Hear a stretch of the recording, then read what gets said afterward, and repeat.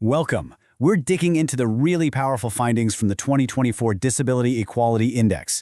Now, this report has been tracking corporate progress for a decade, and the results are pretty incredible. It turns out, inclusion isn't just about doing the right thing. It's a massive competitive advantage. Okay, let's just get right to the bottom line, the number that really makes everyone sit up and listen. According to Accenture's research, companies that are truly leading the pack in disability inclusion, they earn a whopping 1.6 times more revenue than their peers. And it doesn't stop there. Those very same leading companies, they also pull in an incredible 2.6 times more net income. And just to round it all out, they see double the economic profit. So the message here is loud and clear. We are way past talking about this as just a compliance issue. This data proves that disability inclusion is a straight-up driver of better business performance, period. So you might be wondering, how did we get here? I mean, this kind of financial payoff doesn't just happen overnight, right? It's actually the result of a really deliberate, decade-long shift in how companies operate. And we're going to see just how transformational that change has been. Let's take employee resource groups, ERGs. If you go back to 2015, about 68% of companies had disability-focused ones. Fast forward to today, and that number has just skyrocketed to 93%.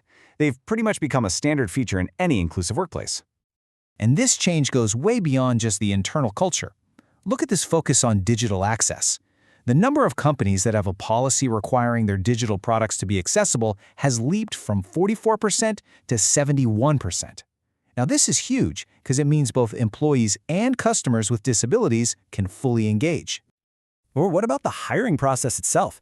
The simple practice of letting all job candidates know they can ask for an accommodation, that's more than doubled, from just a quarter of companies to 60%.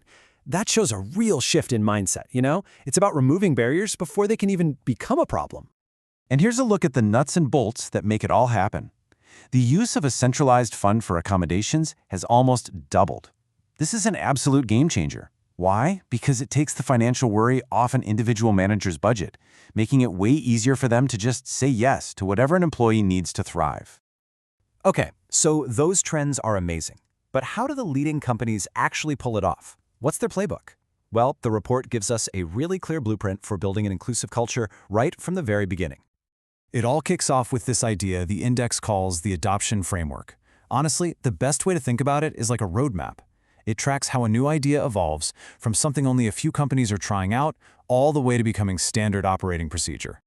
So this journey has 4 pretty clear stages. It starts out as a pilot program in a handful of innovative companies. If it works, it becomes a new imperative that other folks start paying attention to. Before you know it, it's an emerging trend and it's really picking up steam. And finally, once more than 71% of companies are on board, it's considered foundational, a total must-have, just like those ERGs we were just talking about. And the report is absolutely crystal clear on this. Policies and frameworks are super important, but real, lasting success, it isn't just about what's written down in a handbook, it's about what is actively championed from the very, very top. So, what does that leadership actually look like day to day? Well, it looks like having senior execs who are visible allies for the cause, something 93% of these top companies now have. It means putting your commitments in writing for everyone to see. It means baking inclusion right into new hire orientation from day one. And of course, it means offering fundamental support like flexible work, which, wow, is now almost universal. All right, let's zoom out a bit, because this whole commitment to inclusion, it's not just happening in the US anymore. It is quickly becoming a global business imperative. As a matter of fact, 2024 was a huge milestone. It's the year the index officially expanded to 7 new countries. And this wasn't some random decision. It was driven by serious demand from multinational companies that wanted to measure and improve their efforts all across the globe. And what's really fascinating is how well companies in these new markets are already doing. Get this, Brazil is leading the pack, with an incredible 82% of its participating companies hitting that top scorer status, and Canada and the UK are right there with them. But this points to a really crucial lesson for any global business. Success is all about nuance. You just can't copy and paste your US strategy and expect it to work everywhere. What's successful in one country has to be adapted to local cultures, customs, and laws if you want it to be truly effective. Okay, so we've looked at a decade of incredible progress. We've seen the global picture. So where do we go from here? The good news is the report doesn't just leave us with data. It actually lays out a clear, actionable path for any organization to follow. The report really boils it down to these 5 key actions. It all starts with knowing your own workforce by encouraging confidential self-ID, and then making sure everyone has access by auditing your systems. From there, you tap into the amazing expertise of your ERGs.